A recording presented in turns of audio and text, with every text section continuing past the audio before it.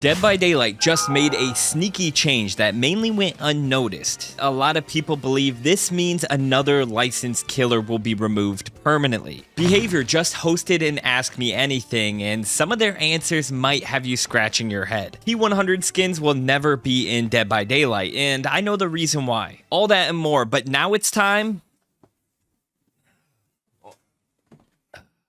to stay in the loop. Well, if you can't tell, we've made a few upgrades here to the set of In the Loop. I'm wearing a tie now, which means I should be considered more trustworthy. Along with the sick grout fit. I mean, check this out. No lie, this is the same tie I wore to high school homecoming 12 years ago. I don't even think I untied it. A lot of good changes going on here at In the Loop, your #1 source for Dead by Daylight news, but not a lot of good changes going on at Behavior. Oh, Franklin. Hi. Starting with a sneaky change they made to the wording around buying a killer. Frank's not a killer. Frank, are you a killer? Huh?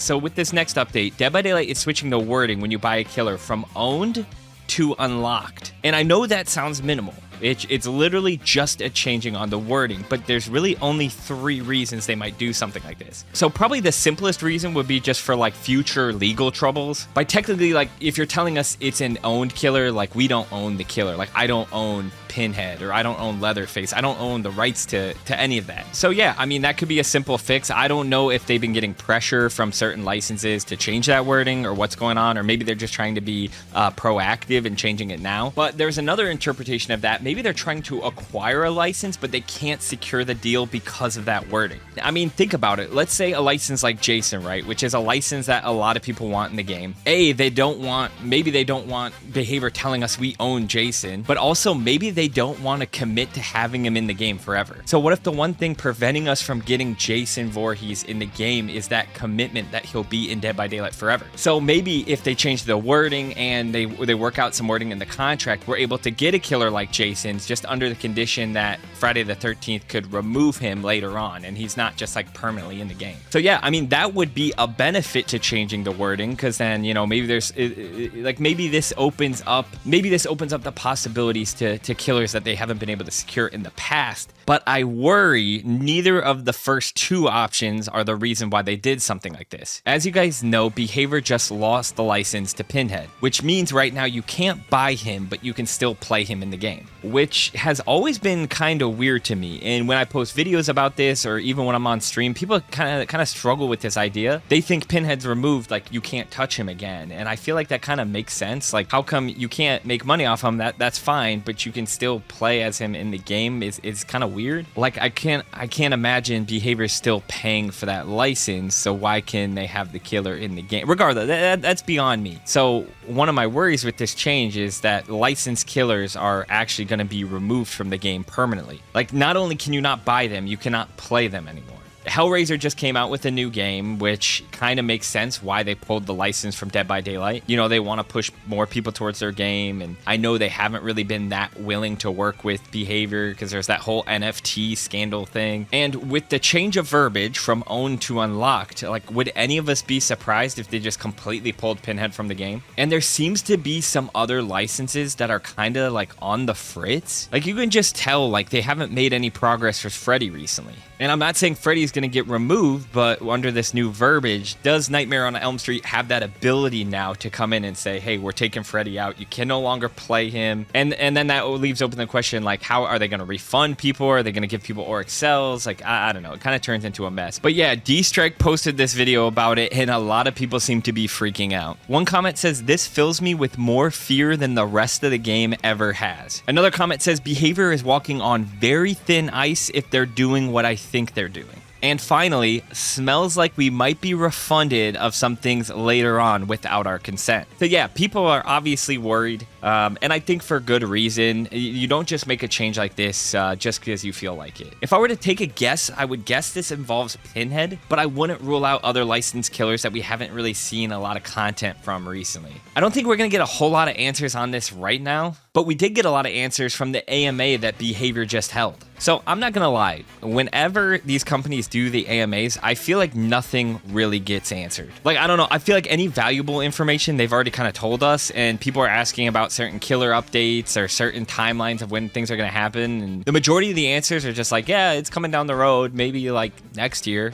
So again, you kind of have to take everything with a grain of salt, because it was funny, I was watching last year's AMA, actually accidentally, someone had compiled all the questions and answers. Like, a lot of the stuff they said is like, hey, this is on the horizon, still hasn't happened in the game. So I have a feeling a lot of the things they answered, like, hey, this is going to happen in 2026, might continue to get pushed back. That being said, I did want to talk about a few of the more interesting things they answered. Starting with some of the killers and the reworks, they talked about Skull Merchant and Trickster. It seems like the timeline for both of these killers is 2026. The Skull Merchant rework, they've kind of already outlined on what their plan is for that killer. They seemed a little more excited when talking about Trickster. They outlined that early 2026 was the plan for Trickster. They also weirdly hinted at maybe a map coming with Trickster as well. They were also asked about killers like Trapper and Myers. They admitted both are outdated currently, but didn't really give any timeline on when they're gonna get reworked. They just mentioned that they are planning to rework them. And talking about Trickster and a new map, they did kind of hint at something more urban. So someone asked them, any plans to create maps with more unique themes and layouts, such as urban maps or waterside maps? They responded, let's just say we've got you covered, and we think you'll be very pleased, but you'll have to wait until March of 2026. So a lot of people are speculating this could be a Trickster map, and it comes with the Trickster rework. Yeah, it's gonna be exciting to get something new, because it seems like I've talked about it like the past 10 episodes, but I'm so tired of the withered Isle Realm reworked maps, all this bullshit. I think an urban map would be super cool, so I'm excited to see what they're working on here. So they also brought up seeing your teammates' perks in lobbies. Now, this is a feature that was on DBD Mobile. A lot of people have been wanting to see this in Dead by Daylight. They mentioned that it's on its way, but again, they really gave us no timeline. If I were to guess, I would say 2026, but who knows? I would imagine this is probably one of the items that they're a little more focused on, because this is so highly requested. Someone also brought up changes to Hex Totems on if they're going to make them better in the future.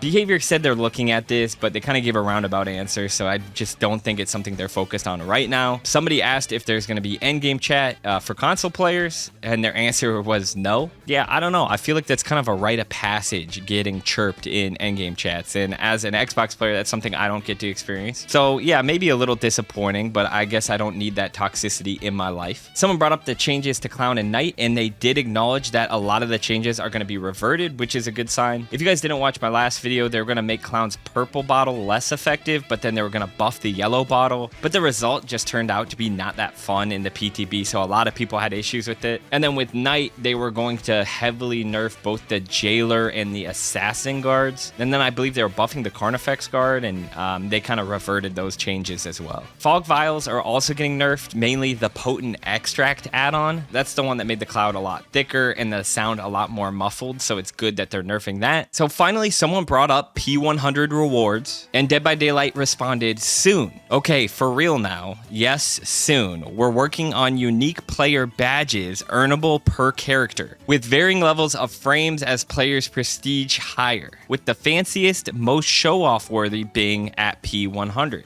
So yeah, a little disappointing that we're not getting P100 skins, and I don't really personally use like badges or banners or anything like that in game. So I guess it's a little lackluster for me, but I guess it's better than nothing. Because the reality is, I don't think we're ever getting P100 skins in Dead by Daylight. So yeah, it's weird because when you look at like any other game, they have rewards for hitting the max level. I mean, I remember when I hit Pirate Legend on Sea of Thieves, you go to like a unique lobby. Well, I guess it's not a lobby. It's like, I'm talking like maybe like a hotel lobby. It was kind of like a Hilton Garden Inn lobby. And then you can unlock certain cosmetics for you and your ship. It was a pretty cool experience. But in Dead by Daylight, it just pops up the P100. You're able to take a quick screenshot and then it's basically over. And a lot of people have given pushback to Behavior, like, why isn't there any P100 rewards? And the responses they gave were kind of weird. They were like, oh, people are going to get FOMO because they can't get access to the skins unless they grind a lot. But that really doesn't make a whole lot of sense. Like, Behavior has put out skins in the past that you can't have access to anymore, and they don't care that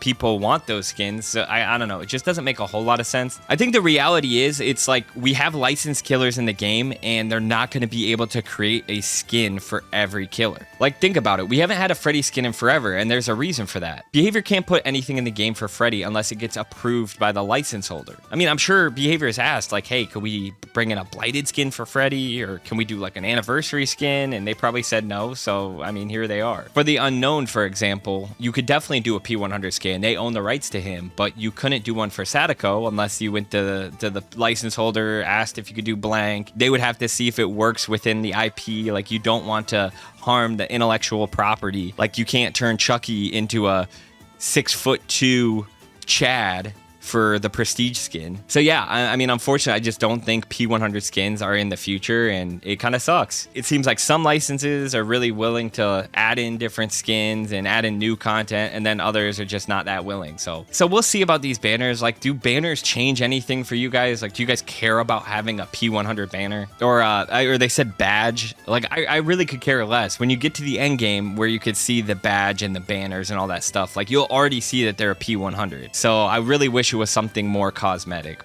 or maybe like a charm that I can put on the hook or on my survivor. That would be cool too. And before we get into the new system that can make the game a whole lot more interesting for both sides, if you're enjoying all the updates so far, make sure to subscribe. Over here at In the Loop, we're focused on getting the most accurate updates to you. And one subscription is another hour I will spend doom scrolling on Twitter to get all the latest information, so you don't have to. I know you guys want new content, and I want a new system that incentivizes using different killers. Now, it was brought up during the AMA if there would be any blood point incentives for specific killers that are underplayed and underrepresented in the game. And I thought this was a super interesting point. I mean, a lot of people complain that they always see Nurse and Blight and Kaneki. But I mean, when was the last time someone complained about going up against Hag? And I know they do blood point incentives to get people to play Survivor, but it would be cool to see if they gave blood point incentives for people to play different killers. I mean, if Hag had a 4 times blood point boost, don't you think a lot of people would start playing Hag? And for Survivors, that would be kind of like a breath of fresh air. Like, maybe they could rotate, like 1 hour, it's 4 times blood points for Hag. And then next it's 3 times for Twins, and then 3 times for Xenomorph, and then 2 times for Artist. Like, it would be so cool to incentivize people to play a variety of killers. I mean, I personally, I stream, I let chat pick my killer. I usually play all different types of killers, unless it's Sadako's Sunday. You guys got to show up for Sadako's Sundays, and it's super fun to play that way. But I understand some people have their mains, or they have certain killers that they're comfortable with, and you can see by the pick rates that, you know, there's a lot of killers that aren't really utilized a whole lot. So yeah, someone brought that up during the AMA. I thought that was a really cool idea. I thought it was a good point. And Behavior basically just said, well, to fix that, we try to rework a killer. So then we go and we make them better, so then more people will play them, which is all good and dandy, but like, that process takes like years for Behavior. Okay, not years, but at least with the examples we know, like the Myers rework that they talked about isn't coming till probably next year. Same with Trapper, same with Trickster, same with Skull Merchant. So for the time being, could they not just give a blood point incentive to play Skull Merchant so she's more played? Wait, I don't know if Survivors would actually want that. Well, either way, I thought it was a super cool idea. I think that's something I would love to see them put in the game, but I'm just not sure if they will. So a lot of new things on the way, but it does seem like Behavior's pushing a lot off to 2026. If you want to see some of the changes that will be live at the end of July, watch this video right here.